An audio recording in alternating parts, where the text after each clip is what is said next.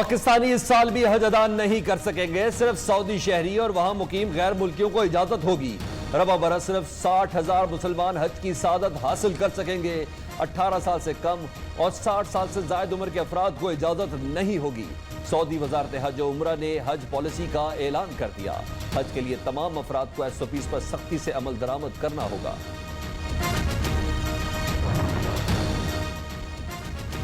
Canada میں مسلم خاندان کو کچلنے پر ہر پاکستانی افسردہ ہے۔ آن لائن انتہا پسندی ختم کرنے کے لیے عالمی برادری کو ٹھوس اقدامات کرنا ہوں گے۔ وزیر اعظم کا عالمی نشریاتی ادارے کو انٹرویو۔ عمران خان نے کہا کہ کینیڈین وزیر اعظم معاملے کی سنگینی کو خوب سمجھتے ہیں۔ انسانوں میں نفرت پھیلانے والی ویب سائٹس پر پابندی لگانے کا مطالبہ۔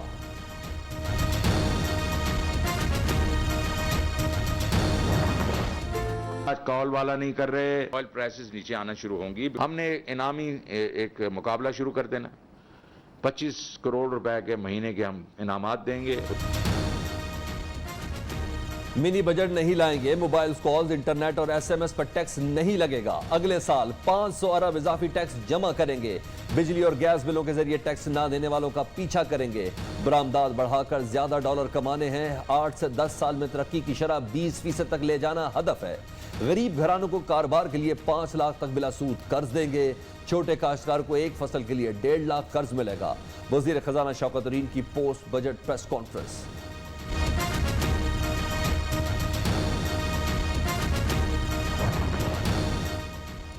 شاپنگ پر پکی رسید لیں اور کروڑوں کے انعامات پائیں۔ حکومت نے ماہانہ 25 کروڑ روپے کی پوائنٹ آف سیل انعامی اسکیم متعارف کرا دی۔ وزیر خزانہ شوکت ترین نے کہا خریداری پر گاہک پکی رسید لیں تاکہ عوام کا دیا ٹیکس قومی خزانے تک پہنچ سکے۔ انعامی رقم بتدریج 1 ارب تک بڑھائی جائے گی۔ حکومت کا یوٹیلٹی سٹورز پرائیویٹ انتظامیہ کو دینے پر غور۔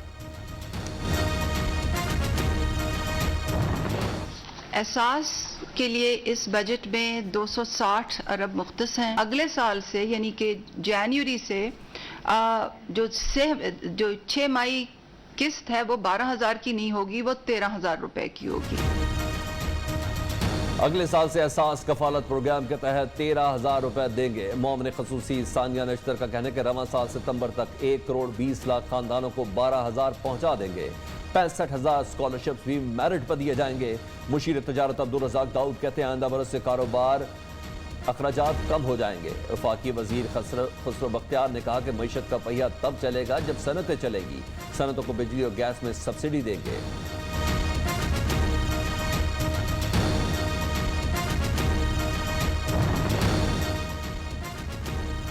اپوزیشن لیڈر شہباز شریف اور نواز شریف نے وفاقی بجٹ کو عوام دشمن قرار دے دیا۔ دونوں رہنماؤں کا ٹیلی فونک گفتگو کے دوران پنجاب کے بجٹ پر تبادلہ خیال۔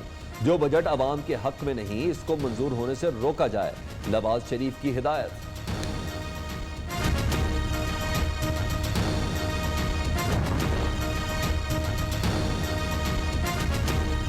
بلاول بھٹو نے بجٹ کو عوام پر معاشی حملہ قرار دے دیا۔ چیئرمین پیپلز پارٹی کہتے کہ سال بدل گیا مگر عوام کے حالات نہ بدلے۔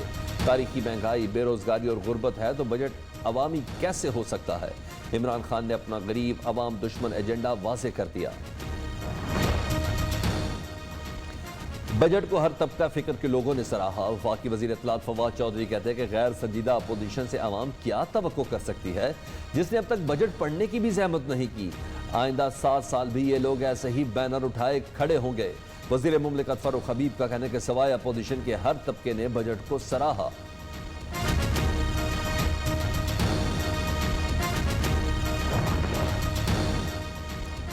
تنخواہوں میں 10% اضافہ مذاق ہے، کم از کم 25% اضافہ ہونا چاہیے۔ احسن اقبال کا کہنا ہے کہ افراط زر آسمان پر پہنچ چکا، مہنگائی بے قابو، پورا سال عوام کو منی بجٹ کے جھٹکے لگیں گے۔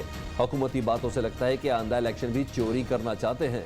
حکومت سارے قوانین اپنی مرضی کے نہیں لا سکتی، اس سے انتخابی عمل ختم ہو جائے گا۔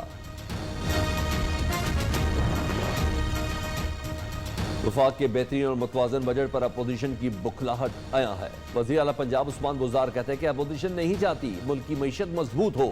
بجٹ میں اعلان کردہ اقدامات سے مستحکم ہوتی معیشت مزید مضبوط ہوگی۔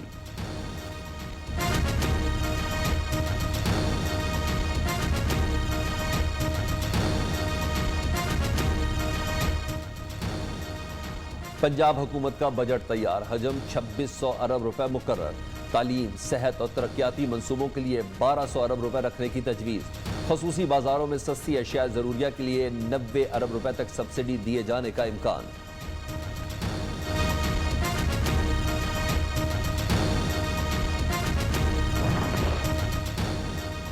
آمدن سے زائد اثاثہ جات کیس، خورشید شاہ کے بیٹے فاروق شاہ کو نیب نے گرفتار کر لیا۔ سکھر میں احتساب عدالت کے فیصلے سناتے ہی رکن سندھ اسمبلی کو حراست میں لے لیا گیا۔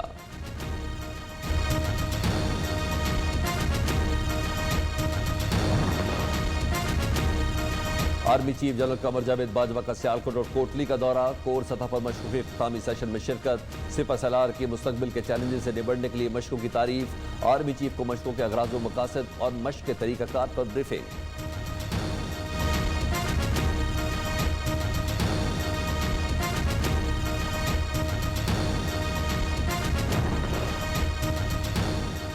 Chairman joint chief of staff committee کا دورہ اردن، جنرل ندیم رضا کی اردن کے ہم منصب میجر جنرل یوسف احمد سے ملاقات۔ آئی ایس پی آر کے مطابق سیکیورٹی، دفاع کے شعبے میں باہمی تعاون پر بات چیت، خطے کی موجودہ صورتحال پر بھی تبادلہ خیال۔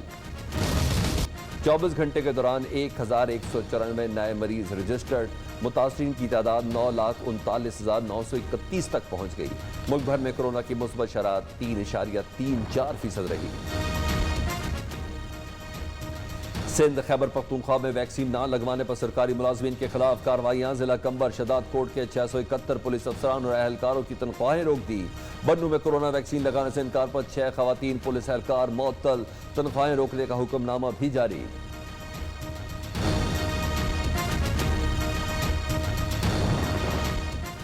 پولیو کے قطرے نہیں پیوں گا، بچہ درخت پر چڑھ گیا، پولیو قطرے پیوں گا نہ ہی درخت سے اتروں گا، معصومانہ اعلان۔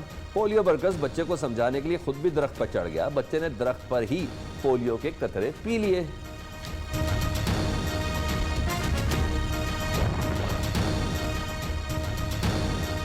لاہور میں گرینڈ میڈیکل اسٹوڈنٹس الائنس کے طلباء اور طالبات کا احتجاج، نائب صدر P M C Ali Raza کو عہدے سے ہٹانے، این ایل ای امتحان کی شرط واپس لینے کا مطالبہ۔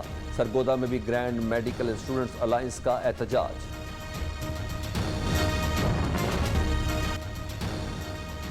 شدید گرمی میں بجلی کی غیر اعلانیہ طویل لوڈ شیڈنگ، عوام دوہرے عذاب میں مبتلا۔ شہروں میں بجلی کی بندش کا دورانیہ 6 سے 8 اور دیہات میں 12 گھنٹے تک پہنچ گیا۔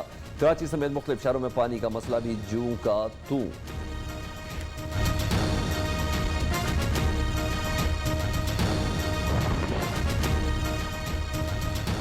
ملک کے بیشتر علاقوں میں گرم اور خشک موسم کا راج، لاہور سمیت پنجاب کے مختلف علاقوں میں شام کے اوقات میں آندھی اور بارش کی پیش گوئی۔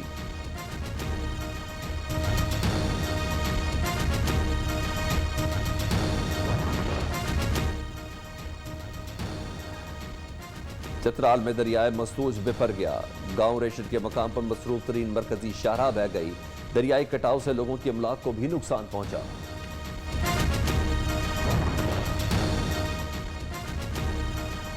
انگلینڈ میں G7 سربراہ کانفرنس، امریکہ، کینیڈا، برطانیہ، اٹلی، فرانس، جرمنی اور جاپان کے سربراہان کی شرکت۔ کورونا وبا سے متاثرہ رکن ممالک کی معاشی بحالی کے لیے اقدامات پر غور، کورونا ویکسین کی 1 ارب خوراکیں دیگر ممالک کو دینے کا اعلان۔